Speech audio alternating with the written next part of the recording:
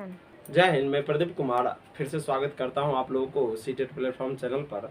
और आज हम लोग पढ़ेंगे भाषा एक हिंदी शिक्षण का भाषा एक और उसका अध्याय एक अधिगम एवं अर्जन, उसका अध्ययन करेंगे। चूंकि आपको पता ही है सो भाषा एक से भी 30 प्रश्न आता है, जिसमें 15 नंबर का एक गद्य होता है और एक पद होता है और फिर 15 नंबर का शिक्षण होता है। तो उसी शिक्षण के बारे में पढ़ेंगे। चलिए अध्याय एक। और उससे पहले हम पढ़ेंगे सो भाषा। तो ध्यान रखिएगा, भाषा किसे कहते हैं। तो भाषा तो पता ही है आपको। सो मनुष्य या व्यक्ति या बालक जिस माध्यम से अपने भाव एवं विचारों को दूसरे के समक्ष रखते हैं और दूसरे के भाव एवं विचारों को ग्रहण करते हैं, जैसे अभी हम आप लोगों को बता रहे हैं। तो किसके माध्यम से आप हमारी बात को समझ रहे हैं, तो भाषा के माध्यम से। और आप भी जो भी आप समझे या नहीं समझे इसके बारे में जो भी कमेंट्स में डालेंगे, तो आप जो भी लिखेंगे वो भी क्या होगा, एक भाषा होगा। तो ध्यान रखिएगा, भाषा अपने भाव एवं विचारों को दूसरे के समक्ष रखना और दूसरे एवं भाव विचारों को समझना। तो जिसके माध्यम से हम रखेंगे और समझेंगे उसे हम क्या कहते हैं, भाषा कहते हैं। और भाषा कितने प्रकार के होते हैं, तो मूल रूप से ध्यान रखिएगा, भाषा 3 प्रकार के होते हैं। कौन कौन? सांकेतिक, मौखिक और लिखित। ध्यान रखिएगा, सांकेतिक, मौखिक और लिखित। यही 3 प्रकार से ही मनुष्य, कोई भी व्यक्ति जो है सो अपने भाव एवं विचारों को दूसरे के समक्ष रखते हैं। अब है सांकेतिक भाषा। तो सांकेतिक भाषा किसे कहते हैं, तो आपको पता ही है, जिसमें ध्यान रखिएगा मौखिक अभिव्यक्ति और लिखित का जिसमें प्रयोग नहीं हो। जैसे आपको पता ही है सो अगर आप कभी डॉक्टर के पास जाते हैं तो वहाँ पर एक जो है सो पिक्चर फोटो लगा होता है किसी व्यक्ति का या बच्चा का होता है, वो मुंह पर ऐसे उंगली करके फोटो रहता है। तो इसका मतलब क्या होता है, सो आप यहाँ पर बैठिए लेकिन आवाज बंद करके बैठिए। और पेट्रोल पंप पर देखते ही है सो वहाँ पे जो है सो सिगरेट का ऐसे फिगर बना के साइड में कट्टिस लगा होता है। तो ये जो गलत का जो निशान लगा होता है कट्टिस, इसका मतलब क्या होता है, सो वो आप जो है सो यहाँ पर सिगरेट का प्रयोग नहीं कर सकते, या मोबाइल का फिगर बना के और साइड में जैसे यहाँ पर क्रॉस का चिन्ह दिया होता है। तो इसका मतलब क्या हुआ, सो आप जो है सो वहां पर मोबाइल का प्रयोग नहीं कर सकते। तो इसी भाषा को हम कहेंगे कौन सा भाषा, सांकेतिक भाषा। और आपको पता ही है, और जब हम लोग बचपन में थे तो माता पिता से बचने के लिए अपने दोस्त के साथ घूमने के लिए जाते थे, तो क्या करते थे, कोई व्यक्ति क्या करता था, पिकारी मार देता था, या कोई जैसे कोई ऐसे कोई पत्थर या मतलब मिट्टी का जो है सो गोला जो है सो फेंकता था, उससे पता चल जाता था क्या, सो हमारा मित्र आया है। तो उसी को कहेंगे क्या, सांकेतिक भाषा। तो ध्यान रखिएगा। अब है मौखिक भाषा। तो मौखिक भाषा किसे कहेंगे, तो मुंह से यानी मुख से जब अपने भाव में विचारों को दूसरे के समक्ष रखेंगे, जैसे अभी हम आप लोगों को बता रहे हैं, तो किसके माध्यम से, बोल कर बता रहे हैं। तो बोलकर जो बता रहे हैं तो यही किस भाषा के अंतर्गत आएगा, मौखिक भाषा के अंतर्गत। अब नेक्स्ट तीसरा क्या है, लिखित भाषा। तो लिखित भाषा किसे कहेंगे, तो जब हम अपने भाव में विचारों को लिखकर प्रकट करेंगे। जैसे यहाँ पर देखिए बोर्ड पर जैसे लिखा हुआ है भाषा एक, ये हिंदी शिक्षण ऐसे अध्याय एक, ये जो हम लिखकर प्रकट किए ये किस भाषा के अंतर्गत आएगा, लिखित भाषा के अंतर्गत। अब ध्यान रखिए, इसी में पूछता है सीटेट, सो भाषा का प्राथमिक रूप किसे माना जाता है, भाषा का प्राथमिक रूप। तो ध्यान रखिएगा, किस भाषा को माना जाता है, तो सांकेतिक भाषा को भाषा का प्राथमिक रूप माना जाता है। क्योंकि आपको पता ही है, जब शैशवावस्था में बालक होते हैं तो उनका वाक तंत्र यानी बोलने का जो है सो वाक तंत्र जो है सो उतना विकसित नहीं हो पाता है, जो अपने भाव एवं विचारों को अच्छी तरह से ग्रहण कर सके या दूसरे के समक्ष रख सके। तो वो क्या करता है, हमेशा संकेत के माध्यम से किसी चीज को देखेगा तो बोलेगा वो चाहिए, ऐसे करके इशारा करके वो बता देगा। वो समझ रहे ना, कहीं पर जाना है तो कहिएगा, आप बच्चे को घुमाने के लिए ले जाइएगा तो आप बोलिएगा बच्चा बवा किधर जाना है, तो इशारा करके बताएगा उधर जाना है। तो वही भाषा का प्राथमिक रूप है। तो कौन सा भाषा, सांकेतिक भाषा। ये संस्कृत में भी पूछता है और हिंदी में भी पूछता है, ध्यान रखिएगा। अब मौखिक भाषा, तो प्राथमिक भाषा के रूप में प्राथमिक भाषा किस भाषा को माना जाता है, तो मौखिक। यहाँ पर ध्यान रखिए, भाषा का प्राथमिक रूप लगा हुआ है तो सांकेतिक, और प्राथमिक भाषा है तो कौन सा भाषा है, लिखित, मौखिक भाषा। अब है लिखित। तो लिखित भाषा किसे कहेंगे, तो ध्यान रखिएगा, लिखकर अपने भाव में विचारों को प्रकट करेंगे। और इसमें पूछता है लिखना भी क्या है, तो लिखना भी एक तरह का क्या है, बातचीत है। जैसे हम लोग व्हाट्सएप पर जो है चैट करते हैं तो वो भी लिख कर भी प्रकट करते हैं ना, अपने भाव में विचारों को लिखकर जब हम मैसेज करते हैं तो वो भी क्या है। तो सीटेट पूछता है लिखना भी एक तरह का है, तो कौन, बातचीत है। अब है मूल रूप से 3 भाषा समझ गए। अब क्या है, ध्यान रखिएगा, नेक्स्ट पॉइंट है लिपि। भाषा और लिपि के बीच कौन सा संबंध है ये बताइए। तो लिपि, ध्यान रखिएगा, अब आपको बताते हैं लिपि क्या है। सो किसी भी भाषा का लिखित स्वरूप कैसा होना चाहिए, यह दर्शाने के लिए किसका प्रयोग किया गया है, लिपि का। जैसे अभी हम लोग हिंदी में अगर बात करते हैं तो हिंदी भाषा का लिपि क्या है, देवनागरी। तो देवनागरी में यह दर्शाया गया है। सो भाई और यानी हिंदी भाषा का लिखित स्वरूप कैसा होना चाहिए, यानी अगर हम लोग पढ़ते हैं तो हिंदी भाषा में अगर हम लोग ऐसे लिखते हैं तो इसका मतलब क्या है, उसके देवनागरी लिपि में का स्ट्रक्चर यानी संरचना इस प्रकार से है, तो इसलिए हम लोग इसी प्रकार से लिखते हैं। अगर दूसरी तरफ से कोई भी लिख देता है तो कहते हैं क्या है, गलत है। अगर ध्यान रखिएगा, अगर देवनागरी लिपि में आपको अगर इस तरह से लिखा होता तो आपको भी कैसे लिखना पड़ता, कभी इस तरह से लिखना पड़ता, समझ रहे, तब हम इसको गलत कर देते। लेकिन अभी क्या है, देवनागरी लिपि में का स्ट्रक्चर ऐसा है, तो हम अगर ये बता दिए सो भाई ये है, तो आप क्या कर दीजिएगा, गलत है। आप कहिएगा नहीं नहीं सर ये क्या है, गलत है। तो हाँ बिल्कुल गलत है, क्योंकि लिपि में यानी देवनागरी लिपि में का स्ट्रक्चर इस प्रकार से है। तो ध्यान रखिएगा, अगर कहेगा भाषा और लिपि के बीच संबंध है, तो ध्यान रखिएगा भाषा और लिपि के बीच कोई प्रत्यक्ष संबंध नहीं है, बल्कि भाषा का लिखित स्वरूप कैसा होना चाहिए यह दर्शाने के लिए किसका आविष्कार किया गया है, लिपि का आविष्कार किया गया है, जो आपको बता दिए हैं। अगर अभी कोई विद्यार्थी पूछेंगे सर ये बताइए, हम लिपि के अभाव में अगर लिपि नहीं रहेगा तो क्या भाषा का अस्तित्व रहेगा दुनिया में, तो आपका आंसर होना चाहिए यस, लिपि नहीं भी रहेगा फिर भी भाषा का अस्तित्व दुनिया में रहेगा। क्योंकि आपको पता है भाषा कितने प्रकार के होते हैं, तो 3 प्रकार के। कौन कौन, सांकेतिक, मौखिक और लिखित। और किसी भी लिपि का संबंध, अंग्रेजी भाषा का लिपि क्या है, रोमन। तो रोमन में ए जो है, ए का स्ट्रक्चर इस प्रकार से है, तो इसी तरह से ए हम लिखते हैं। ठीक उसी प्रकार अगर अंग्रेजी भाषा में अगर ये दूसरे ढंग से लिखा होता या ऐसे करके उल्टा करके लिखा होता तो हम भी उल्टा करके लिखते। तो अब ध्यान रखिएगा, लिपि के अभाव में क्या भाषा का अस्तित्व रहेगा, तो आपका आंसर होना चाहिए यस, क्योंकि आपको पता है भाषा का संबंध सिर्फ लिखित भाषा से है, यानी सॉरी लिपि का संबंध कौन से भाषा से है, लिखित भाषा से। अगर लिखित भाषा नहीं भी रहेगा फिर भी तो सांकेतिक और मौखिक भाषा 2 भाषा से तो काम चल जाएगा ना। तो आपका आंसर होना चाहिए क्या, यस, यानी लिपि नहीं भी रहेगा फिर भी भाषा का क्या रहेगा, अस्तित्व रहेगा। अब है व्याकरण, व्याकरण, भाषा और व्याकरण के बीच संबंध। तो आपको पता ही है। सो अब व्याकरण का आविष्कार किस लिए किया गया, जिस प्रकार लिपि का आविष्कार किस लिए किया गया था उसके बारे में पढ़ लिए। तो अब है व्याकरण का आविष्कार किस लिए किया गया था। तो आपको पता है सो भाषा क्या है, हमेशा परिवर्तनशील होता है, वो एक दूसरे के सानिध्य में फलीभूत होता है, यानी बढ़ता तो है लेकिन हमेशा परिवर्तनशील होता है, क्योंकि जिस प्रकार से उच्चारण हम कर सकते हैं उसी प्रकार से उच्चारण दूसरे व्यक्ति नहीं कर सकता है। तो इस परिवर्तन को, या ये समझिए, और चूंकि भाषा में बहुत सारे विविधताएं हैं, उस विविधता को बरकरार रखने के लिए, उसके अस्तित्व को बरकरार रखने के लिए, उसमें कोई अशुद्धि ना आ जाए, इसके लिए किसका आविष्कार किया गया है, व्याकरण का। और आप व्याकरण के बारे में डिफिनेशन तो जानते हैं, जिसमें शुद्ध पढ़ना और लिखना बोलना जब बच्चों को सिखाएंगे तो उसे क्या कहेंगे, व्याकरण कहेंगे। तो ध्यान रखिएगा, व्याकरण के माध्यम से भाषा में क्या चीज आता है, तो भाषा में शुद्धता आता है। क्यों आता है शुद्धता, तो जिस प्रकार आपको पता है, जिस प्रकार किसी भी देश को चलाने के लिए शासन रहना यानी नियमों का रहना बहुत आवश्यक है, उसी प्रकार भाषा को जो है सो भाषा के स्वरूप को हमेशा के लिए बरकरार रखने के लिए किसका महत्व रहना आवश्यक है, व्याकरण का रहना आवश्यक है। इसलिए कहा जाता है भाषा है तो भाषा एक नियमबद्ध व्यवस्था है। क्योंकि आप ये नहीं कह सकते, आपको अगर पानी पीना है तो आप ये नहीं कह सकते सो मुझे पानी खाना है।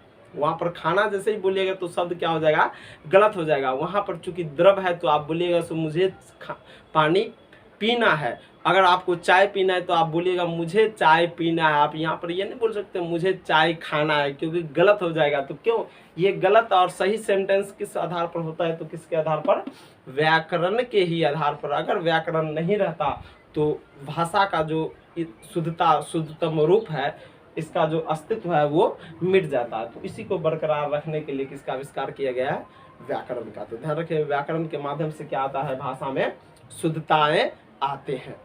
अब पढ़ेंगे भाषा अर्जन या अधिग्रहण। ध्यान रखिएगा, इस चैप्टर का नाम ही है अधिगम एवं अर्जन।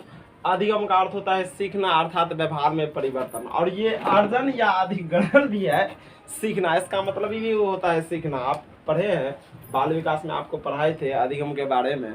क्योंकि यहाँ पर भाषा है तो सिर्फ भाषा के इस बारे में पढ़ेंगे। तो सबसे पहले हम देखिए, सबसे पहले मेन पॉइंट है भाषा अर्जन या अधिग्रहण। ध्यान रखिएगा, भाषा के बारे में पढ़ लिए हैं, अब पढ़ेंगे अर्जन या अधिग्रहण।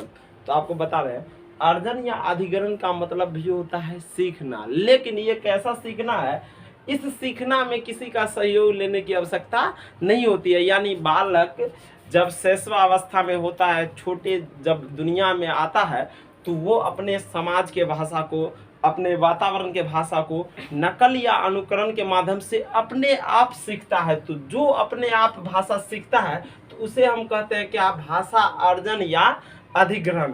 इसमें किसी भी शिक्षक की आवश्यकता नहीं होती है, इसमें किसी भी उत्प्रेरक की आवश्यकता नहीं होती है। इसमें बच्चा अपने आप नकल के माध्यम से, अनुकरण के माध्यम से सीखता है। या ये कहिए सो भाषा अर्जन या अधिकरण बच्चों में सहज और स्वाभाविक प्रक्रिया है। तो सहज और स्वाभाविक प्रक्रिया तो आपको पता ही है, जो किसी दूसरे के माध्यम से नहीं विकसित होता है, बच्चा में खुद विकसित होता है।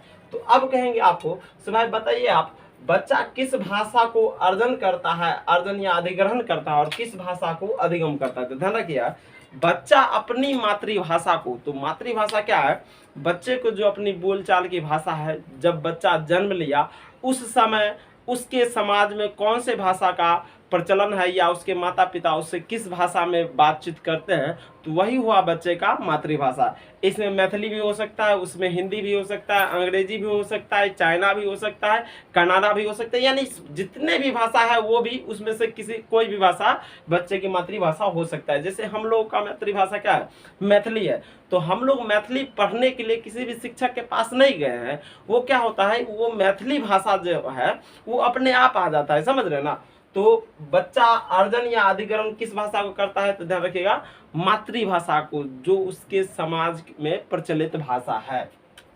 तो आपको पता ही है, अर्जन समझ गए, या अधिग्रहण इसी का दूसरा नाम है अधिग्रहण। अब समझिए, अब नेक्स्ट है भाषा अधिगम। ध्यान रखिएगा भाषा अधिगम। तो सबसे पहले पढ़ेंगे अधिगम क्या है। तो अधिगम का अर्थ क्या होता है, सीखना। इससे पहले भी बाल विकास के पहला चैप्टर में जो है सो आपको बताए थे, सो अधिगम के बारे में थोड़ा बहुत बताए थे, और इसमें और बताएंगे। इसमें अधिगम का जो कितने प्रकार के अधिगम है उसके बारे में भी पढ़ेंगे। तो भाषा अधिगम क्या है, तो ध्यान रखिएगा। अब अधिगम, तो भाषा अर्जन जिस प्रकार सहज और स्वाभाविक प्रक्रिया है, उसी प्रकार से भाषा अधिगम क्या है, प्रयास जन होता है। इसमें बच्चे को मेहनत करने की आवश्यकता होती है। यानी ऐसा भाषा, ये समझिए अर्जन या अधिग्रहण तो वैसा भाषा जो बच्चा अपने परिवार में, समाज में, अपने दोस्त के साथ जो भाषा सीखता है वो अर्जन या अधिग्रहण कहलाता है।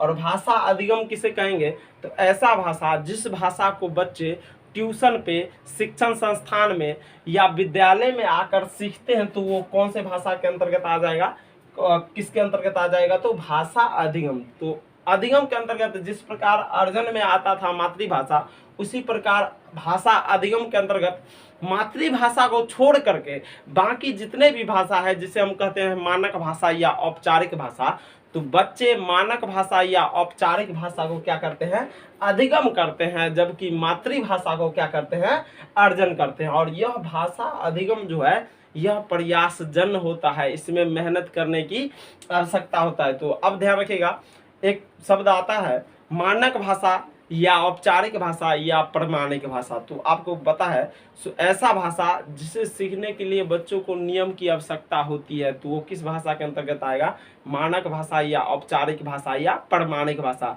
जो बच्चा ऐसा भाषा, या ये कहिए ऐसा भाषा, जो भाषा बच्चे विद्यालय में, ट्यूशन में या शिक्षण संस्थान में जाकर सीखते हैं, तो वो हुआ मानक भाषा या औपचारिक भाषा या प्रमाणिक भाषा। अब दूसरा पॉइंट है अमानक भाषा या अप्रमाणिक भाषा या अनौपचारिक भाषा। तो जिस भाषा में कोई भी नियम नहीं हो, जो भाषा बच्चे अपने परिवार में, अपने समाज में, अपने दोस्त मित्र के साथ जो भाषा सीखते हैं, तो वो हो गया अनौपचारिक भाषा या अमानक भाषा या अप्रमाणिक भाषा।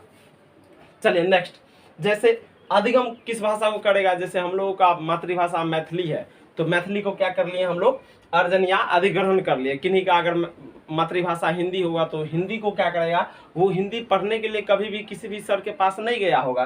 तो चूंकि इसलिए नहीं गया होगा चूंकि क्या होता है, भाषा अर्जन या अधिग्रहण होता है मातृभाषा का।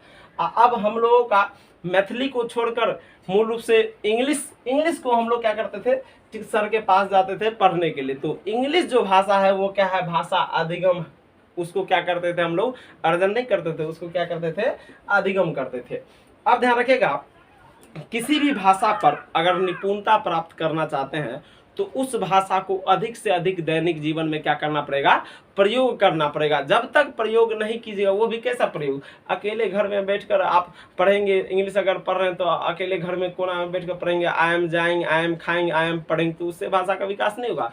भाषा का विकास कब होगा, जब आप समाज में एक दूसरे के साथ वार्तालाप करिएगा, अपने आवश्यकताओं को दूसरे के समक्ष रखिएगा, तो तब जाके उस पर निपुणता प्राप्त करेंगे। हम लोगों का इधर क्या है, ध्यान रखिएगा, बच्चा अंग्रेजी सीखने के लिए ट्यूशन जाता है, वो 5-5 साल लगातार अंग्रेजी का ट्यूशन पकड़ते रहता है, लेकिन फिर भी अंग्रेजी बोल नहीं पाता है। क्यों नहीं बोल पाता है, तो आपको पता ही है।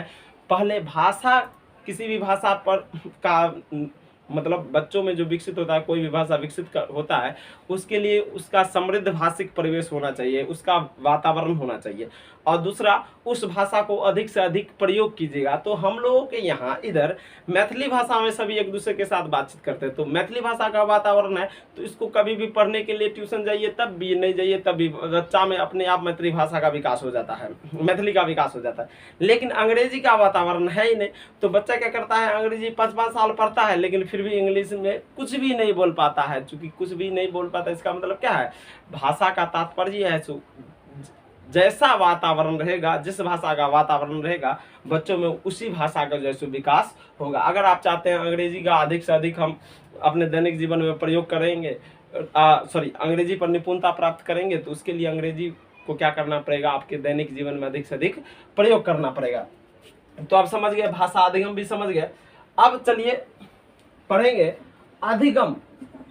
अधिगम का अर्थ होता है क्या, सीखना, अर्थात व्यवहार में परिवर्तन। अभी जो भी चीज आपको बताए हैं, तो ये अगर आप सीख लिए तो उसे ही हम कहेंगे क्या, अधिगम या सीखना ही कहेंगे। उसी को हिंदी में कहते हैं सीखना, और दूसरा समानार्थक शब्द है क्या, अधिगम। आप ध्यान रखिएगा, अगर कोई भी व्यक्ति या बालक किसी भी चीज को रट कर या याद करके या कंठस्थ करके अगर कोई भी चीज सीखता है, तो उसे सीखने के अंतर्गत नहीं रखा जाएगा, बल्कि तर्क के आधार पर या समझ करके जब सीखेगा तब उसी को जो है सो अधिगम या सीखने के अंतर्गत रखा जाएगा। अब सीखना अर्थात व्यवहार में परिवर्तन लाना, यानी कैसा परिवर्तन, तो वो भी अस्थाई परिवर्तन लाना है, क्षणिक परिवर्तन नहीं। आज अभी जो भी आपको बताया वो सीख लिया, फिर कल जाके भूल गए, तो कल जाके भूल गए तो वो सीखने के अंतर्गत या अधिगम के अंतर्गत नहीं आएगा, समझ रहे ना। अस्थाई परिवर्तन होना चाहिए, एक बार सीख लिया तो फिर दूसरे बार भूलना नहीं चाहिए। अब है अधिगम कितने प्रकार के होते हैं, तो अधिगम मूल रूप से 3 प्रकार के होते हैं। कितने प्रकार के, 3 प्रकार के। पहला है शाब्दिक या वाचिक अधिगम,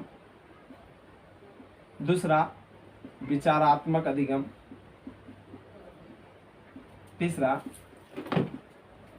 क्रियात्मक अधिगम। ध्यान दीजिए, अधिगम कितने प्रकार के होते हैं, तो 3 प्रकार के। कौन कौन, तो शाब्दिक या वाचिक अधिगम, विचारात्मक अधिगम और क्रियात्मक अधिगम। शाब्दिक या वाचिक अधिगम किसे कहेंगे, तो ध्यान रखिएगा, जब बच्चा छोटा होता है तो क्या करते हैं हम लोग, उसे पढ़ाते हैं, बउआ ओ मिस अनार, ज्ञान गंगा का किताब छोटा में रखते थे और बच्चों को या हम लोग भी पढ़ते थे, तो क्या करते हैं, यहाँ पर एक अक्षर लिखा रहता था, ऐसे लिखा रहता था, और सामने अनार का जैसे पिक्चर लगा रहता था। तो ऐसा अधिगम जिसमें बच्चे शब्द, चित्र, संकेत, अंक के माध्यम से सीखता है, तो वो किस अधिगम के अंतर्गत आएगा, शाब्दिक या वाचिक अधिगम के अंतर्गत। अब दूसरा है विचारात्मक अधिगम। तो ध्यान रखिएगा, बच्चे अपने दैनिक जीवन के अनुभव के आधार पर एक दूसरे की बातों को देखकर या सुनकर जब सीखता है, तो वो किस अधिगम के अंतर्गत आएगा, विचारात्मक अधिगम के अंतर्गत आएगा। अब है क्रियात्मक अधिगम, तो आपको पता ही है, जिसमें कार्य करने की क्षमता एवं शक्तियों का विकास होता है, वो किस अधिगम के अंतर्गत आएगा, क्रियात्मक अधिगम। तो क्रियात्मक का एग्जाम्पल क्या होगा, बच्चा जब छोटा होता है तो किसी वस्तु तक ऐसे घुसक कर किसी वस्तु तक पहुंचने का प्रयास करना, किसी वस्तु को पकड़ने का प्रयास करना या किसी वस्तु को पकड़कर खड़ा होने का प्रयास करना या बिना किसी वस्तु के सहारे खड़ा होने का जो प्रयास करेगा, यानी ये समझिए जिसमें शरीर के मांसपेशी मूल रूप से गति अवस्था में हो तो किस अधिगम के अंतर्गत आएगा? क्रियात्मक अधिगम के अंतर्गत आएगा। तो अब मूल रूप से ये सब समझ गए, सुशाब्दिक या वाचिक अधिगम ये सब समझ गए। अब है सो भाषा अधिगम और अर्जन में संबंध। तो बस इतनी सी बात है, भाषा अधिगम एवं अर्जन में संबंध। तो वही जो आपको बताए हैं, सो भाषा अर्जन या अधिग्रहण क्या होता है? सहज और स्वाभाविक प्रक्रिया होता है, जबकि अधिगम क्या होता है? प्रयास जन होता है। समझ गए? अगला पॉइंट है भाषा अधिगम एवं अर्जन के संदर्भ में विभिन्न विद्वानों का मत। अब इसके बारे में अलग अलग मनोवैज्ञानिक क्या कहा है, देखिए ध्यान रखिए। पहला है चोम्स्की महोदय। चोम्स्की महोदय का नाम पता ही होगा। चोम्स्की महोदय ने कहा है कि बच्चों में भाषा सीखने की क्षमता क्या होता है? जन्मजात होता है, यानी बच्चा जन्म से ही भाषा सीख सकता है और सीखता भी है, और भाषा सीखने के क्रम में वैज्ञानिक खोज पड़ताल चलती रहती है। यह बात किस मनोवैज्ञानिक ने कहा? तो चोम्स्की। इनके पुस्तक का नाम है review of Skinner's verbal behaviour, जो 1959 में प्रकाशित हुआ था। ध्यान रखिएगा, ये पुस्तक भी बहुत इंपॉर्टेंट है, पूछा जाता है। Review of Skinner's verbal behaviour नामक पुस्तक किसने लिखी? तो चोम्स्की। या चोम्स्की की पुस्तक का नाम क्या है? तो ये review of Skinner's verbal behaviour. अब है पियाजे महोदय के अनुसार। तो पियाजे महोदय ने कहा है सो बच्चे परिवेश के साथ अंतःक्रिया करके भाषा सीखते हैं। ध्यान रखिएगा, ये शब्द परिवेश के साथ अंतःक्रिया करके भाषा सीखता है, किस मनोवैज्ञानिक ने कहा है? पियाजे। और फिर वाइगोस्की महोदय ने कहा है बच्चे समाज के साथ अंतःक्रिया करके भाषा सीखते हैं। ध्यान रखिएगा, जहां पर भी समाज की चर्चा होगा वहां पर वाइगोस्की, और परिवेश की चर्चा हो तो पियाजे। और दोनों अगर हम सही से अगर ध्यान रखेंगे, दोनों शब्द का अगर भावार्थ निकालेंगे तो दोनों का एक ही है, लेकिन पियाजे और वाइगोस्की मनोवैज्ञानिक का हर जगह, ये समझिए हर जगह कहीं ना कहीं इन दोनों के विचारों में टकराव होते रहता है। जैसे क्या हो, देखिए 2-4 जगह और है। सो एक बच्चा कोई भी कार्य करता है और खुद से अकेले में बात करता है, या ये पूछता है सो रीना या कोई नाम देके नेहा कपड़ा को खरीदते समय उसको तय करता है और स्वयं से बात करता है तो उस वार्ता को पियाजे और वाइगोस्की महोदय देखेंगे तो क्या कहेंगे? तो ध्यान रखिएगा, दोनों मनोवैज्ञानिक, यानी कोई बच्चा कोई कार्य करता है तो और खुद से बातें भी करता है, तो उस बात को अगर पियाजे महोदय देख लेंगे तो उस बच्चे को कहेगा सो ये बच्चा जो कर रहा है वो अहम केंद्रित वार्ता कर रहा है। क्या वार्ता कर रहा है? अहम केंद्रित। और उसी बात को अगर वाइगोस्की महोदय देखेंगे तो वाइगोस्की महोदय कहेंगे सो ये बालक जो बातें कर रहा है इस बात को कहते हैं व्यक्तिगत वार्ता। तो ध्यान रखिएगा, दोनों के विचार हमेशा मतलब समान ही होते हैं, लेकिन थोड़ा ही टकराव है दोनों में, पियाजे और वाइगोस्की में। तो अगर जहाँ पर भी बच्चे का भाषा समाज के साथ संपर्क का ही परिणाम है, समाज के साथ अंतःक्रिया करके ही सीखता है, समाज के साथ पारस्परिक क्रिया करके ही सीखता है, बच्चे एक दूसरे के साथ अंतःक्रिया करके भाषा सीखता है। तो जैसे भी चर्चा हुआ, जहाँ पर देखिए 2 या 2 से अधिक व्यक्ति की चर्चा हुआ, तो ये बात किस मनोवैज्ञानिक ने कहा है? तो कौन से? वाइगोस्की। अब है भाषा को प्रभावित करने वाले कारक। ध्यान रखिए, प्रभावित के बारे में बताइए।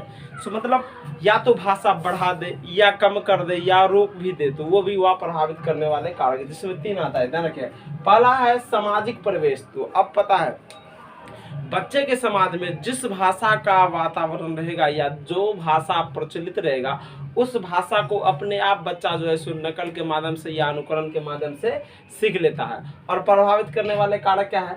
तो जो समाज जितना अधिक बच्चों को अपने भाषा भाव अभिव्यक्त करने के अवसर प्रदान देंगे उसमें रह रहे बच्चों का भाषाई विकास उतना अधिक होगा, और जो समाज जितना बच्चों को भाषा अपने भाव अभिव्यक्त करने का अवसर कम प्रदान करेंगे उस बच्चे का विकास क्या होगा?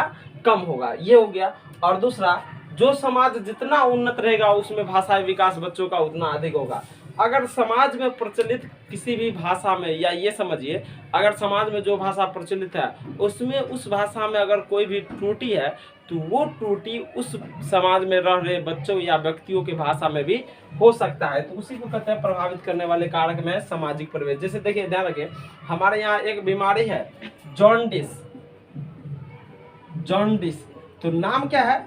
जॉन्डिस। लेकिन हम लोगों के यहाँ पर समाज में हम लोग बचपन से ही सुनते आ रहे हैं, सो जॉन्डिस को हम लोगों के भाषा में कहते हैं डॉन्डिस। समझ रहे ना? तो देखिए सही था ये जॉन्डिस, लेकिन हम लोग क्या बोलते हैं? डॉन्डिस। तो यही है। सो अगर समाज में किसी भी प्रचलित भाषा में अगर त्रुटि है तो वो त्रुटि हम लोगों के यानी उसमें रह रहे व्यक्ति के भाषा में भी रहेगा। एक और है, ध्यान रखिएगा, तेजपात। तेजपात जो एक मसाले का नाम है, तेजपात जो सब्जी सब में डालते हैं, दाल सब में डालते हैं, तो तेजपात उसका ओरिजिनल नाम है। लेकिन हम लोगों के यहाँ भाषा में क्या कहते हैं? उसको कहते हैं तेल पत्ता या तेलपात। समझ रहे ना? तो ये जो अशुद्धि है, तो ये क्या अशुद्धि है? तो पता ही है, समाज इसको प्रभावित करने वाले कारक में कौन है? सामाजिक परिवेश। समझ रहे ना? अब दूसरा पॉइंट है दैनिक जीवन के अनुभव। तो ध्यान रखिएगा, बच्चे अगर जो भी चीज सीखना चाहेंगे और उस सीख में यानी उस सीखने के क्रम में बच्चे के उसके दैनिक जीवन के अनुभव के आधार पर, या ये समझिए बच्चे जो दैनिक जीवन में जिस भाषा का प्रयोग करता है, अगर उस भाषा में उसे किसी भी चीज को सिखाइएगा तो वो ज्यादा से ज्यादा सीखेगा। समझ रहे हैं? उसी को कहते हैं दैनिक जीवन के अनुभव प्रभावित करने वाले कारक में। यानी प्राथमिक कक्षा में आपको पता ही है, प्राथमिक स्तर पर बच्चों को सबसे अधिक किस भाषा में पढ़ाना चाहिए? तो उसके मातृभाषा में पढ़ाना चाहिए। समझ रहे ना? या उसके प्रांतीय भाषा में या क्षेत्रीय भाषा में। तो ये दैनिक जीवन के अनुभव, यानी बच्चों को उसके दैनिक जीवन के अनुभव में जो भाषा प्रचलित है, प्रचलन है, उस भाषा के आधार पर अगर किसी चीज सिखाइएगा तो बच्चा अधिक से अधिक सीखेगा। अब है भाषा अर्जन की इच्छा। तो आप ध्यान रखिएगा, भाषा अर्जन जो आपको पता ही है, जो सहज और स्वाभाविक प्रक्रिया है, जो बच्चा जन्म से अपने आप भाषा सीखता है। तो आपको पता है बच्चे मातृभाषा को तो अपने आप सीख लेता है, लेकिन मानक भाषा को, यानी मानक भाषा उसे कहते हैं, आपको पता ही है, बता दिए हैं। तो मातृभाषा को छोड़कर जो अदर कोई भी भाषा है तो वो बच्चों के लिए मानक भाषा हो जाएगा। तो मानक भाषा को वो बच्चा सीखेगा या नहीं सीखेगा, वो किस पर निर्भर करेगा? उसके भाषा अर्जन की इच्छा पर निर्भर करेगा। जैसे हम लोगों के मातृभाषा है मैथिली, और हम लोगों को मैथिली को छोड़कर हिंदी थोड़ा बहुत जानते ही हैं, तो ये भी अर्जन के अंतर्गत ही आ जाएगा थोड़ा ही। लेकिन अंग्रेजी क्या है? सो अंग्रेजी हम सीखे या नहीं सीखे वो हमारे क्या है? इच्छा पर डिपेंड करता है। ये तीन हुआ भाषा को प्रभावित करने वाले कारक। अब ध्यान रखिएगा, अब है सो भाषा का वास्तविक विकास क्या होता है? अगर आपसे पूछेगा बच्चों में भाषा विकास होता है, ऑप्शन में 1 में जन्म के 3 वर्ष के बाद, 2 में जन्म से, 3 में जन्म के 6 वर्ष के बाद, 4 में किशोरावस्था से। तब आप लगाइएगा बच्चों में जन्म से, यानी बच्चों में भाषा सीखने की क्षमता विकसित होता है या भाषाई विकास होता है। तो कब से होता है? जन्म से ही। यानी ये समझिए बच्चा जब दुनिया में आता है तो किसी न किसी समाज में ही वो जन्म लेता है, और समाज में जो प्रचलित भाषा है उसी भाषा को वो जन्म से ही सीखते रहता है। हाँ, वो बात अलग है, जब वो छोटा रहता है, शैशवावस्था में रहता है, तो उसका वाक तंत्र इतना विकसित नहीं हो पाता है कि वो अपने मनोभाव को बोल सके या बोलकर व्यक्त कर सकते। समझ रहे ना? और अगर कहेगा सो वास्तविक यानी भाषा सीखने का सबसे संवेदनशील समय या सबसे महत्वपूर्ण समय कौन सा होता है? तो प्रारंभिक बचपन का समय या पूर्व बाल्यावस्था को भाषा सीखने का सबसे संवेदनशील समय कहा जाता है, जिसका आयु है 2 से लेकर 6 वर्ष। ध्यान रखिएगा, इस आयु वर्ग के बच्चे को जिस वातावरण में रख दीजिएगा तो उस समय में उसका वाक तंत्र भी विकसित हो पाता है। वो अपने भाव को थोड़ा अच्छा ढंग से, पहले की अपेक्षा अच्छा ढंग से एक दूसरे के सामने में रख सकते हैं और दूसरे की बात को अच्छा ढंग से समझ भी सकते हैं। तो भाषा सीखने का सबसे संवेदनशील समय किसे माना जाता है? तो प्रारंभिक बचपन के समय को या पूर्व बाल अवस्था को, जिसका आयु होता है 2 से लेकर 6 वर्ष। तो ये भी कंफर्म नहीं रखना है, कहीं पर अगर 2 से 7 है तो वो भी सही है। ठीक है, अब ध्यान रखिएगा, जिस प्रकार बाल विकास में आपको शायद नहीं बताए थे, लेकिन ध्यान रखिएगा जिस प्रकार बाल विकास में क्या है, शिक्षक का उत्तरदायित्व क्या है? शिक्षक कितना पढ़ा लिखा है, कितना उसके पास डिग्री है, कितना वो अच्छा कपड़ा पहनता है या कितना अमीर परिवार से है, ये कोई भी मायने नहीं रखता है। मायने क्या रखता है? वह बच्चों का सर्वांगीण विकास किस सीमा तक कर पाता है।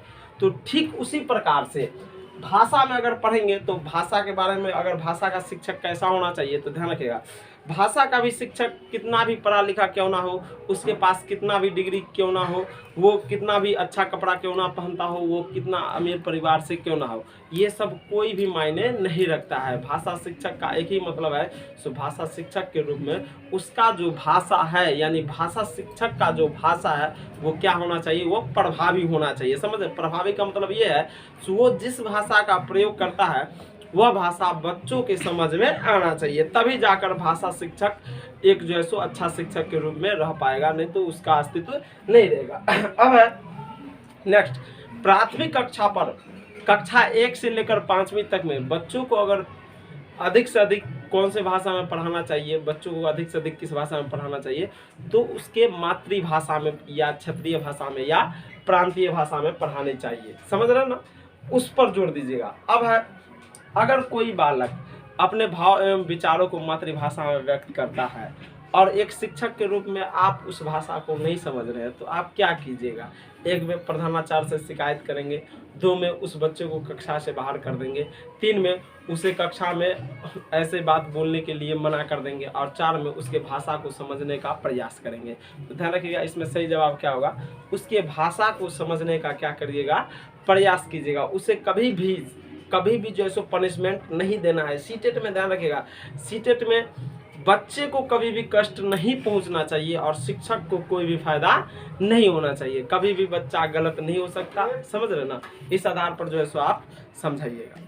अगला पॉइंट है बच्चों में शब्द भंडार। ध्यान रखिए, ये है आयु और यहाँ पर है शब्द भंडार कितना होता है। तो जिस आधार पर सीटेट पूछता है आपको बस उसी आधार पर जो है सो बताया जा रहा है। तो ध्यान रखिए, पहला पॉइंट है जन्म से 8 माह तक बच्चों में कितना शब्द भंडार होता है? तो 0 शब्द। कितना शब्द? 0। दूसरा है 9 माह से 12 माह तक के बालक में कितने शब्द भंडार होते हैं? तो 3 से 4 शब्द। तीसरा है 1.5 वर्ष तक के बालक में कितने शब्द भंडार होते हैं? तो 10 या 12 शब्द। समझ रहे ना? अब है नेक्स्ट, 2 वर्ष तक के बालक में शब्द भंडार कितना? तो 272। अब 2.5 वर्ष के बालक में शब्द भंडार कितना? तो 450। 3 वर्ष के बालक में कितना शब्द भंडार? तो 1000। 3.5 वर्ष में शब्द भंडार कितना? 1250। 4 वर्ष के बालक में कितने शब्द भंडार? तो 1600। 5 वर्ष के बालक में कितने शब्द भंडार? तो 2100। और 11 वर्ष के बालक में कितने शब्द भंडार? तो 50,000। और 14 वर्ष के बालक में कितना? तो 80,000। और 16 वर्ष के बालक में कितना शब्द भंडार होता है? तो 1 लाख से अधिक। इसको थोड़ा सिस्टमैटिक ढंग से ध्यान रखना पड़ेगा, इसको याद करना पड़ेगा, तभी जाकर। तो यहाँ पर यहाँ तक ध्यान रखिएगा, पहले 1 से 3 तक 8 माह तक कोई भी शब्द नहीं, 1 साल तक यानी 9 से 12 माह तक 3 से 4 शब्द, और 1.5 वर्ष तक 10 या 12 शब्द, बस इतना ध्यान रखिएगा। उसके बाद 2 वर्ष है तो 272, 2.5 वर्ष है तो 450, 3 वर्ष है तो 1000। इस आधार पर जो है सो आप थोड़ा तर्क के आधार पर याद रखने की कोशिश कीजिएगा। इसमें तो याद रखिएगा तभी जाके आपका आंसर बन पाएगा। अब इस पॉइंट के साथ हम कह सकते हैं सो हमारा जो पहला चैप्टर था भाषा अधिगम और अर्जन वो समाप्त हो गया है। आशा करता हूँ कि आज का वीडियो आप लोगों को पसंद आया होगा, और कैसा वीडियो लगा इसके बारे में कमेंट्स में जो है सो जरूर लिखिएगा। और आपसे मिलते हैं अगले वीडियो में, तब तक के लिए जय हिंद।